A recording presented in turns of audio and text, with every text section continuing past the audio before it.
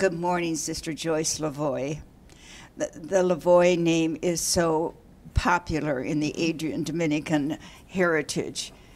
I believe your sister's name was Sister Dolores, correct? Yes. And how many other Lavoie relatives do you have? Well, they're all in heaven now, but there were 7 that were sisters, Dominican sisters. 2 in San Rafael and 5 here. Marie Gilbert, Sister Lambert, Marie Lambert, and Pauline Mary. Pauline Mary. And priests also? Yes, my cousins out west in the San Rafaels had a brother who was a priest, Elwood Lavoie, and he is in heaven as well, and he was a Monsignor in most of the time in Las Vegas. Was your life brought up with the church? Oh, very much family, so. Family church and devotions in the family? Yeah, yeah. Now, I presume you were, like the Lavoies, the name is associated with Deerfield, Michigan. Is that true? Well, here it is, yes. But actually, my grandfather, Dad's dad, built the house I grew up in. And that was south of Erie, Michigan, about 5 miles. And that really is the Lavoie homestead. As in a Buckeye, not a Wolverine. No, we lived in Michigan. We were about 2 blocks into Michigan. Oh, all right. On a farm. And the church you went to was? Erie, Michigan, St. Joseph. St. Joseph. And it's the 4th oldest church in the Diocese of Detroit. So at least how many hundred years old? I think a couple hundred, maybe 200. And it still is an active parish? Oh, yes. Oh, yes. Oh, how beautiful. Farm community. I don't know how much farming nowadays, but it was. And your roots go back to, with the name Lavoie? Well, they go back to actually France, and the ancestors came through Canada, then down into the Bay Area near Monroe, and then settled in Erie. And my great-grandfather was born in Detroit area, and he was baptized by Gabriel Richard. Oh my. Would you like to read that translation you have? Oh, yeah. Our name really was Lavoue, Lavoue, accent aigu. And he was born on the first day of the month of March in the year 1815 of the legitimate marriage of Francois Lavoue and Marie Goin. She was half Ottawa Indian. And he was baptized by us, the undersigned priests, today, 16th day of the month of the same year, the father present. The godfather was Lambert Prevost, and the godmother Monique Moran, who have stated that they do not know how to sign. Gabriel Richard, priest. And the Mass is recorded in the Register of Detroit, 1833, the priest Gabriel Richard of St. Anne, which I think is the oldest parish in the Diocese of Detroit. Well, that's quite a document, reaching all the way to French. What a beautiful French name. Had to be anglicized, I presume. I don't know where it got changed, but somewhere along the line. So you knew the Adrian Dominicans. No one had, you didn't have them in school, though, did you? No, I did not. But you had them during the summer. Well, when they were family came to visit, and we went to visit them. What attracted you to the Adrian Dominicans? Well, it was just a given, it seemed to me. I had many different orders at Central and Toledo, where I went to high school, and I had the IHM sisters. But anyhow, I never thought of any other order when I decided to enter. Now, the family of 9 children? Yes. Yes. Yeah. Did music fill the home? Well, No, Dad was a farmer, and Mom was a very hard worker. And during World War II, my sister was waiting for her fiance to come back, and so she paid for my music lessons. So I started in 4th grade and took music from the IHM sisters during school time, and it cost 50 cents a lesson. Oh, my heaven. And so from 4th to 8th grade, I had piano lessons. Did you continue music in high school? Well, couldn't afford piano lessons because Ruth got married, and so I got into choir, and I could play the piano well enough to sight read, and so I got into singing a lot in the different singing groups. And Were you ever the lead singer in an operetta? yeah, I had the lead in a Monroe CYO operetta my junior year, going into senior year, and then the lead in the operetta in high school, my senior year. Mm-hmm. Well, you certainly have blessed all of us during your 67, did you say 67 Mm-hmm. years, with bringing music forth from even from those of us who cannot sing on, what is the right word, on note or On pitch? On pitch, thank you. So you immediately, when you entered, they immediately put you in charge of Schola, I bet. No, you know, we were assigned, we took the regular classes that everybody took, and then I was assigned to, I asked if I could be in music, and they said they'd try me out because I had not had the background that the other young persons had. So I kept caught up and was able to manage, majoring in music ed. Yes.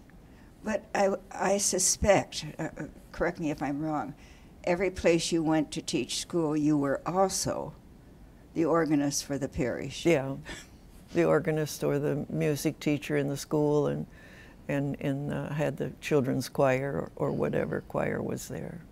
Mm-hmm. And most of your religious professional life was in Michigan? No. I first was sent to Chicago, and then from Chicago went to West Palm and Rosarian, from Rosarian to St. Petersburg to Charlottesville, Virginia. Oh, my heavens. Well, let's start with West Palm. Was that at St. Anne's? Yes. Well, I taught for a little while at Rosarian, and then a sister died in Florida, so they had to replace her. So anyhow, it ended up that I got sent to St. Anne's. I had been with the girls at Rosarian. Who was the principal of St. Anne's at that time? Mother Genevieve. Oh, my. We had a grade school and a high school at that time. Did you live right there, or did you live over? Oh, everybody lived at Rosarian, and we walked over downtown. That was a sight, yes, of the army of St. Dominic coming across the boulevard. Your last teaching mission was in Boynton Beach, Florida. I was 30 years in Florida, and I had been up here for a long time, 20-some years. Then I was asked to go back and teach at the seminary in Boynton Beach. The rector, I had helped with his first Mass in Pensacola. That's how I got to know him. Was that after Vatican II or before Vatican II? He was ordained after Vatican II. Mm-hmm. It seemed to me, though, your classroom experience with children ended in Charlottesville, Virginia? No, I still taught when I went back to St. Anne's the second time. Mm-hmm. What was life like in Virginia? Well, probably the wildest happenings there. The first thing there were 6 of us, 6 Dominicans in the school. The school was 8 miles from downtown, where the church was.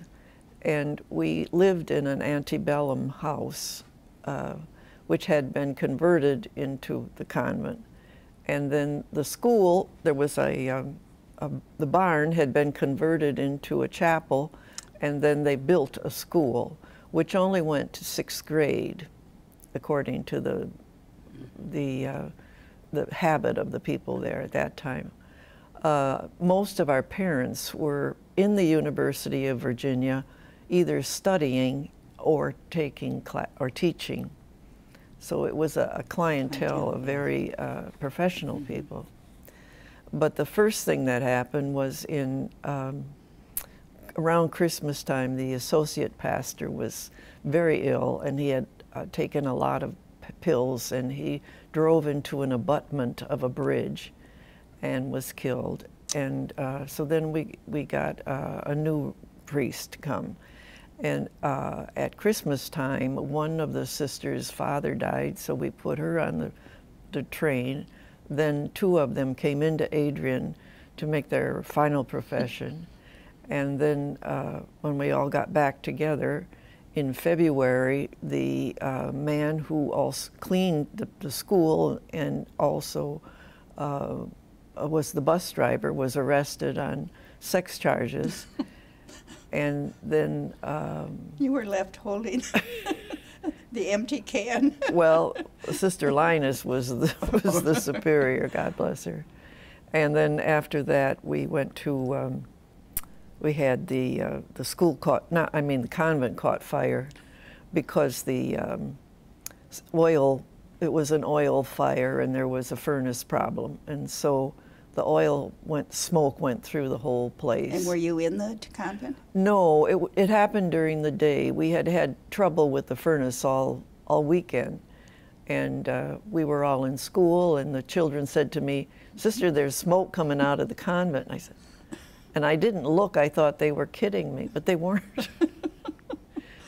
So we called. There probably not a 911 at that point.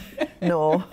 But we did call the police, the superior, Sister Linus did. Then the two of us just ran over to the convent because we had a little chapel there and had the Blessed Sacrament. And as I opened the door, a man came along, and he was a policeman, and he said, "No, don't go in." And you were going to rescue the Blessed Sacrament. Well, we were going to try to do that, yes. And he said, "No, don't go in." So anyhow, we had an adventure of being in the hotel for a week, and we were there the next morning, and the radio announced that although Holy Comforter has had a fire, there will be school today. So no mercy? No mercy. So all the mothers had taken over, and they took care of the children till we got there. Did they help with cleaning up the house too? I mean, the antebellum home? No, but they helped us in the school. Every day they brought our lunch. They took care of the children, because we were in the hotel for a week. And then when we got out of the hotel, there was another small house on the property that had been the slave quarters. And we lived in that. But we also had two IHM sisters with us who were attending the University of Virginia. So there were actually 8 of us in that little house, kind of crowded. Very, very crowded. And then we got back in the house in June, about a week before we left for summer school. And another priest came, and then he was thrown from a horse and broke his pelvis. So it was a strange year of things that we had no control over.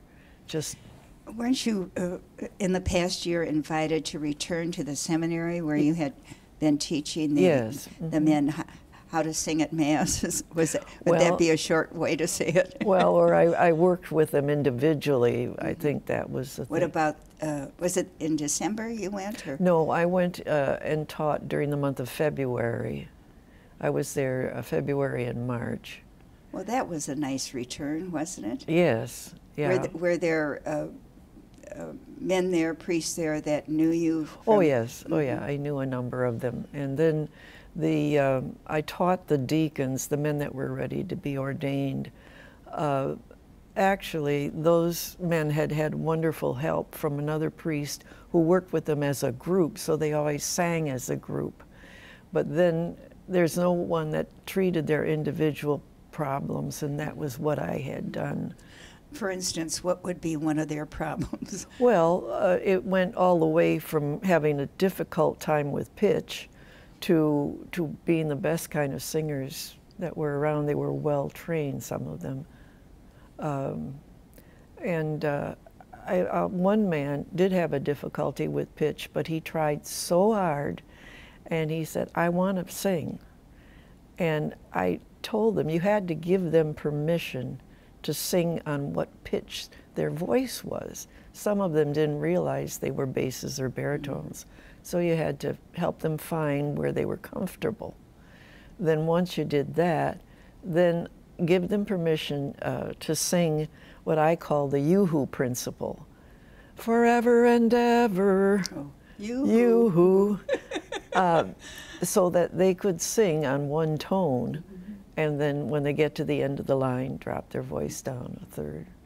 So it was, I always enjoyed doing that. Well, it was fun. just the thrill of knowing you prepared so many of these young men for their parishes, and that continues. But I also have heard that you were responsible for starting the the liturgy department here in Adrian. Yeah, I did too in Pensacola Diocese, Pensacola, Tallahassee, and also in Miami Diocese. What was the title you had in those dioceses? Well, let's see. The bishop changed it every year in Miami. I think it was just director of liturgy. It wasn't Bishop Barry. No. It was Coleman F. Carroll. Oh, yes. I did speak at every parish that I went to also. I asked him if I could speak to the people, and he said, "If you look like a nun." I thought, well, no problem there, because we were at the point of wearing our habit and not. Mm-hmm.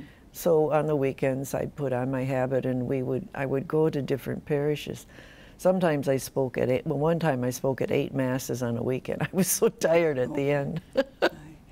Telling them about Vatican II? Yeah, right. What music was supposed to be, what role it played. So I was teaching the people then. Did you find that people in the pews had a hard time with what we would call the guitar masses? Some did, but some didn't. It's human. Everybody. Change. Everybody. There's some of everything in every parish. So it must have been then after Vatican II you came to campus to start the Yeah, and liturgy then, well, department. after Miami, I went to Pensacola, Tallahassee Diocese, started that office for 3 years there, and then I came to campus and started the liturgy office here. Was your office in Madden Hall? No. Well, wait a minute. Yeah, it was. It was in the old Odd, or off of the old Odd, in one of the those little rooms. At that time, the mail room Yes. was there, right opposite my office. And didn't some of our sisters give piano lessons in that room? I don't know if they did before me, because I wasn't here at that Glenn time. Dennings. But one nun asked me if I was going to give piano lessons. I said no. Well, are you going to teach the novices? And I said no. Well, are you going to teach in the university at Siena Heights? I said no. Well, what are you going to do? I said, well, I'm going to work with the liturgy and the music. And at that time it was Holy Rosary Chapel. No, we had both places. And Maria, that's Maria right, had a yes. chapel too. Mm-hmm. And who was the priest on campus at that time? Who was our chaplain? Oh, I believe a little Passionist priest.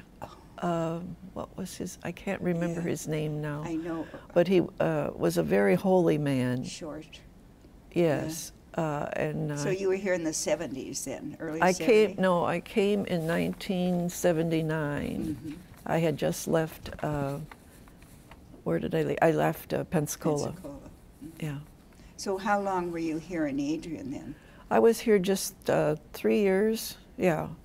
And then my father died at that time, and so I thought I had been far from the family, so Mom was getting up in years and not too well. So I asked, I actually, it was the first time I was able to look for a job. So I ended up at St.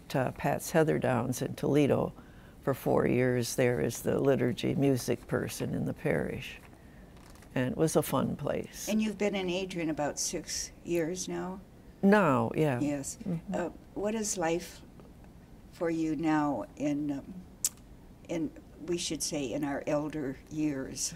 Well, I still like to make music, so when they ask me, I either play or sing or work, join the choir, or do and make music making, do the planning for the Vespers, sometimes accompany the Vespers, and then just being here and trying to be for people, other people.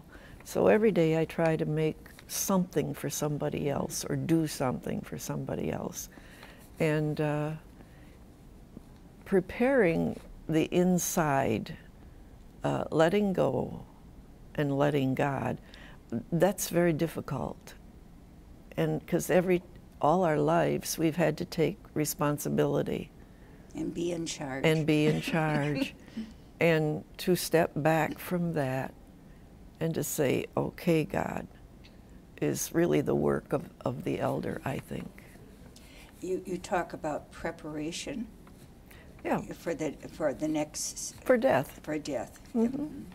Yeah. And our life before this time was filled with. Lots of activity. And expectations. Yes, expectations. Mm-hmm. You know, Miami, Mm-hmm. you know, the priest got the idea that the children should sing at a football game halftime. So I was the director of the schools for the music. So we had 1,500 children in the Orange Bowl sing Christmas carols at halftime, and the Dolphins were just beginning to be popular, which was in the 70s, 71, I think. Well, that's the first for an Adrian Dominican. I bet Sister Jean O'Loughlin was there too. I don't know. I don't know who was there. I was kind of busy. My, just keeping them with their eyes down, ready to sing. Well, they each had, you know, each school. We had about 35 schools that participated, and they wore their little gowns, you know, and their little bow tie or bow, you know, a red bow. And that's quite memorable. Yeah, it was. Well, as we end our interview, who are some of the women in our congregation that inspired you along the way or mentored you? Well, Sister Philomena, the sisters that taught music when I first entered, she worked so hard with us as a teacher for music. Marie Paul, a lovely sister who worked so hard with the choral, with the novices, singing high notes at 6:30 Mass in the morning, but we just did it. Yes. And sang, you know, 3-4 part harmony in the morning. Those women were so good. Each of the Was there a Sister Mary Louise that? No, I was never a had musician? Sister Mary Louise. She was ahead of me. She was older than, and I never had She's her. the one that wrote the music for Siena Heights. Mm-hmm. No, yeah. Sister Thomas Gertrude Oh, yes. was a good friend. So many of those women taught me. You know, when we went to Rosarian one time when they were opening their theater, and 4 of us came to sing. It was the time of the singing nuns, the nun, Yes. Dominique Kanique. Well, we were the singing sisters, and so Sister Patricia Eileen came from Jacksonville. I came from Fort Pierce. Sister Michael Elise came from Puerto Rico, and then there was one other sister at Rosarian. So we were the quartet that were there for the opening of the theater. And so... And received a standing ovation, I'm Oh, sure. I don't know. Perry Como was, his daughter was going to school at that time. And so he came one day while we were rehearsing, and he said, do you will you sing for me? And we said, well, will you sing for us? He said, okay. And he had his pianist with him. And so we sang our song, and then we sat down, and and then he went over to Sister, he liked Sister Rita Gleason as well, because she was the principal at that time. So anyhow, he sang for us, and his accompaniments played. And then he said to Sister Thomas Gertrude, can I hear my organ? He had donated the organ for the theater. So she went over and she played it. But anyhow, he was just a common, wonderful man, simple man. And that was just the beginning of productions at West At Palm, Rosarian. at Well, they always had productions before because they used the Palm Beach Playhouse for their shows before that time. Yes. Now, was going back to your family, was Sister Dolores your elder, or? Yeah, Dolores was older than I. Of the 9 children, she was 4 and I'm 7. What a blessing that you were here with her when Oh, she yes, died. she That did. must have been a joy. She was a great woman. Yes, yes. So any wisdom you'd like to share with our young women who have entered recently, or those who will be entering in the future? Anything about religious life that has a message for them? I think listening to the everyday voice of God in your heart, and then being constantly, and that's the hardest part, able to see God in the face of other people. And that's what I've been working for forever. And ever, hallelujah. Amen. Amen. Thank you, Joyce. You're welcome.